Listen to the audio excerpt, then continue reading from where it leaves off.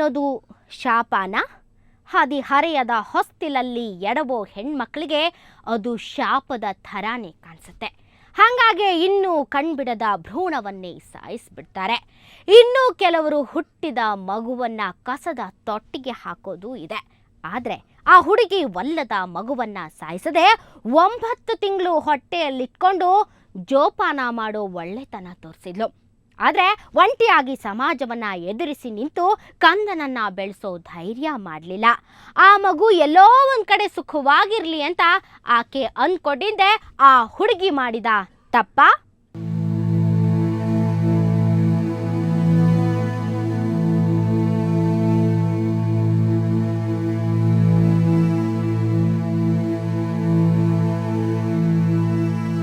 ಈ ಹುಡುಗಿಗೆ ಅದೇನು ಹೇಳಬೇಕು ಗೊತ್ತಾಗ್ತಿಲ್ಲ. ಬದುಕು ಕಟ್ಕೋಬೇಕು ಅಂತ ಊರ್ ಬಿಟ್ಟು ಊರಿಗೆ ಬಂದು ಇಲ್ಲಿ ಎಡವಿ ಬಿಟ್ಟಿದ್ದಾಳೆ. ಹುಡುಗನೊಬ್ಬನ ಮಾತಿಗೆ ಮರುಳಾಗಿ ಮನಸ್ಸು ಕೊಟ್ಟಿದ್ದಲ್ದೆ ಮೈಯೂ ಮರೆತು ಯಾಮಾರಿದ್ದಾಳೆ. ಈಕೆ ಮನಸ್ಸು ಮಾಡಿದ್ರೆ ಊಟ ಮುಗಿಸಿ ಎದ್ದೋದವನ ವಿರುದ್ಧ ಸ್ಟೇಷನ್ಗೆ ಹೋಗಿ ಬೆಂಡೆತ್ಸಿ ಏನು ಅಂತ ಇತ್ಯರ್ಥ ಮಾಡ್ಕೋಬಹುದಿತ್ತು. ಆದ್ರೆ ಅಷ್ಟೆಲ್ಲ ಮಾಡಿಕೊಂಡು ಅವನು ಚೆನ್ನಾಗಿ ಬಾಳಿಸ್ತಾನೆ ಅನ್ನೋ ಗ್ಯಾರಂಟಿಯಲ್ಲಿದೆ. ಒಲ್ಲದ ಹೆಂಡತಿಯಾಗಿ ಹಿಂಸೆ ಪಡೋದಕ್ಕಿಂತ ಆಗಿದ್ದಾಯ್ತು ಅಂತ ಮರೆತು ಮನೆ ಸೇರೋದು ಉತ್ತಮ ಅಂತ ಈಕೆಗನಿಸಿದೆ. ಆದ್ರೆ ತಕ್ಷಣ ವಾಪಸ್ ಹೋಗೋ ತರ ಇರಲಿಲ್ಲ. ಯಾಕಂದ್ರೆ ಈ ಹುಡುಗಿಯ ಹೊಟ್ಟೆಯಲ್ಲೊಂದು ಜೀವ ಕುಡಿಯೊಡೆದು ಬಿಟ್ಟಿತ್ತು. ಏನೂ ಅರಿಯದ ಕಂದಮ್ಮನ್ನ ಕಣ್ಬಿಡೋ ಮೊದಲೇ ಕೊಲ್ಲೋ ಕೆಟ್ಟ ಮನಸ್ಸು ಈಕೆಗಿಲ್ಲ.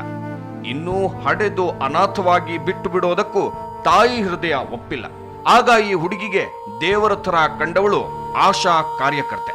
ಮನೆ ಮನೆಗೆ ಹೋಗಿ ಆರೋಗ್ಯ ವಿಚಾರಿಸಿಕೊಂಡು ಜನರಿಗೆ ಅದು ಇದು ಸಹಾಯ ಮಾಡ್ತಾ ಇದ್ದ ಆಶಾ ಕಾರ್ಯಕರ್ತೆ ಹತ್ರ ತನ್ನ ಕಷ್ಟ ಹೇಳ್ಕೊಂಡ್ರೆ ಸಹಾಯ ಮಾಡಬಹುದು ಅಂತ ಅನ್ನಿಸಿ ಕಥೆ ಹೇಳ್ಕೊಂಡಿದ್ದಾಳೆ. ಅವಳ ಆರೈಕೆಯಲ್ಲೇ ಮಗುಗೆ ಜನ್ಮ ಕೊಟ್ಟು ಆ ಮಗುಗೆ ಒಂದು ದಾರಿ ತೋರಿಸಿ ಅಂತಾನೂ ಕೇಳ್ಕೊಂಡಿದ್ಲು. ಅವಳ ಅದೃಷ್ಟಕ್ಕೆ ಆಶಾ ಕಾರ್ಯಕರ್ತೆ ನಾಗರತ್ನಾಳ ಸಂಬಂಧಿಗಳಿಗೆ ಒಬ್ಬರಿಗೆ ಮಕ್ಕಳಿರ್ಲಿಲ್ಲ.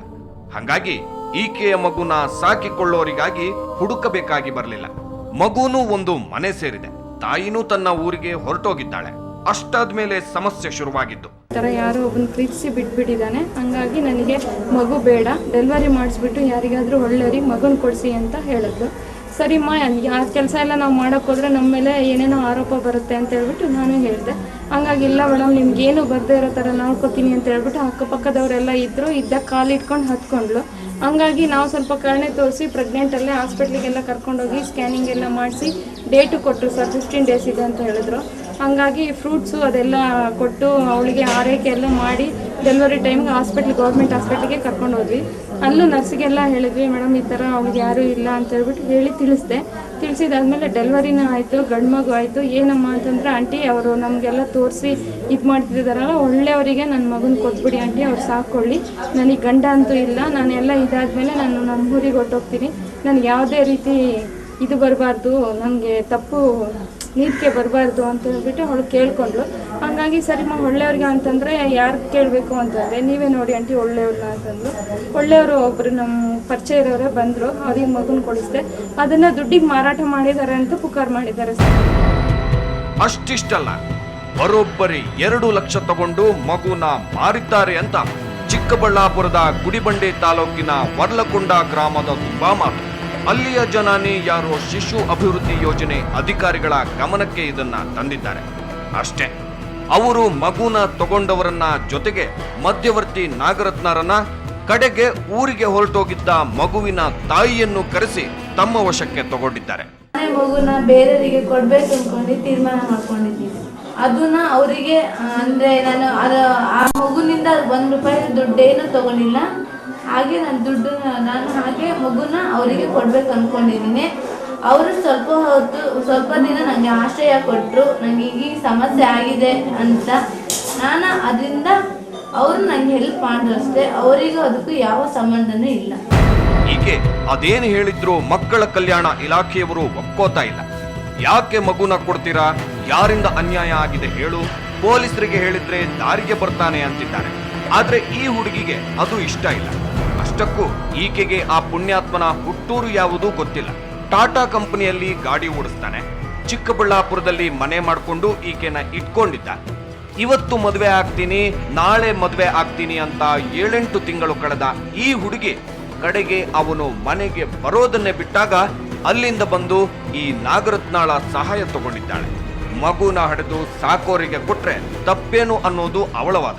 ನಾನು ಮಾಡಿದ ತಪ್ಪ, ನಾನು ಅವನ ಜೊತೆಗೆ 2 ತಿಂಗಳು ಸಂಸಾರ ಮಾಡೋಕ್ಕೆ ಅಷ್ಟು ನಾನು ಇನ್ನು ಲೈಫಲ್ಲಿ ಏನು ಕಷ್ಟ ಅನುಭವಿಸಿಲ್ಲ. ಕುದ್ಕೆಯಲ್ಲಿ ಕಾಲೋದ್ರೆಲ್ಲ ಕುದ್ಕೆಯಲ್ಲಿ ತಾಳಿ ಇಲ್ಲ. ಹೇಗೆ ಸರ್ ಸಮಾಜ ಹೇಗೆ ಇದು ಮಾಡೋದು? ಈಕೆ ಹೇಳ್ತಿರೋದ್ರಲ್ಲೂ ತಪ್ಪಿಲ್ಲ. ಏನೂ ಅರಿವಿಲ್ಲದೆ ಎಡವಿದವಳಿಗೆ ಬದುಕೋ ಹಕ್ಕಿಲ್ವಾ?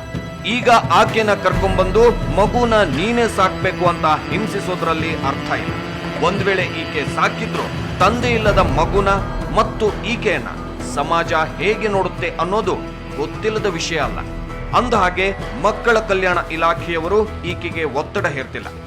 ಆದ್ರೆ ಅವಳ ಕನ್ಸರ್ನ್ ಇರೋದು ಮುಂದೆ ಮಗುವಿಗೆ ಅನ್ಯಾಯ ಆಗ್ಬಾರ್ದು, ಅದನ್ನ ಸಾಕೋ ಮನಸ್ಸಿರೋರು ಕಾನೂನು ಪ್ರಕಾರ ದತ್ತಕ್ ತಗೋಬೇಕು ಅಂತ. ಆದ್ರೆ ಮಗುನ ಈಗಾಗಲೇ ಸಾಕ್ತಾ ಇರೋರ ಹತ್ರ ಏನೇನು ಪ್ರೊಸೀಜರೋ ಅದನ್ನ ಮಾಡಿಸ್ಕೊಂಡು ಬಿಡದೆ ತಾಯಿ ಮಗುವನ್ನ ಕರ್ಕೊಂಡ್ಬಂದು ಬೆಂಗಳೂರಲ್ಲಿರೋ ಚೈಲ್ಡ್ ವೆಲ್ಫೇರ್ ಸೊಸೈಟಿಯಲ್ಲಿ ಇಟ್ಕೊಂಡಿರೋದ್ಯಾಕೆ ಗೊತ್ತಾಗ್ತಿಲ್ಲ. ಗೊತ್ತಿಲ್ಲದೆ ಎಡವಿದ ಹುಡುಗಿಗೆ ತಾಯ್ತನ ಅನ್ನೋದು ಶಾಪವಾಗೋದ್ ಬೇಡ ಅಲ್ವಾ? ಮಕ್ಕಳನ್ನ ಸಾಕೋ ತಾಕತ್ತಿದೆ ಅಂದ್ರೆ ಮಾತ್ರ ಮಕ್ಕಳನ್ನ ಮಾಡ್ಕೋಬೇಕು ನಿಜ. ಆದ್ರೆ ಹೀಗೆ ಅಚಾತುರ್ಯದಿಂದಾದ ಮಕ್ಕಳು ಅನಾಥರಾಗದೆ ಯಾವುದೋ ಹೃದಯವಂತರ ಮಡಿಲಲ್ಲಿ ಬೆಳೆದ್ರೆ ನಿಜಕ್ಕೂ ಒಳ್ಳೆಯದು. ಆದರೆ ಮಕ್ಕಳನ್ನ ದಾನ ಮಾಡೋದೇ ಆದರೂ ಕಾನೂನು ರೀತ್ಯ ಹೋಗಬೇಕು. ಆದ್ರಿಂದ ಮುಂದೆ ಯಾರಿಗೂ ತೊಂದರೆ ಆಗಲ್ಲ ಅಂತ ಹೇಳ್ತಾ ಇವತ್ತಿನ ಎಪಿಸೋಡ್ನ ಮುಗಿಸ್ತಾ ಇದ್ದೀವಿ. Good bye.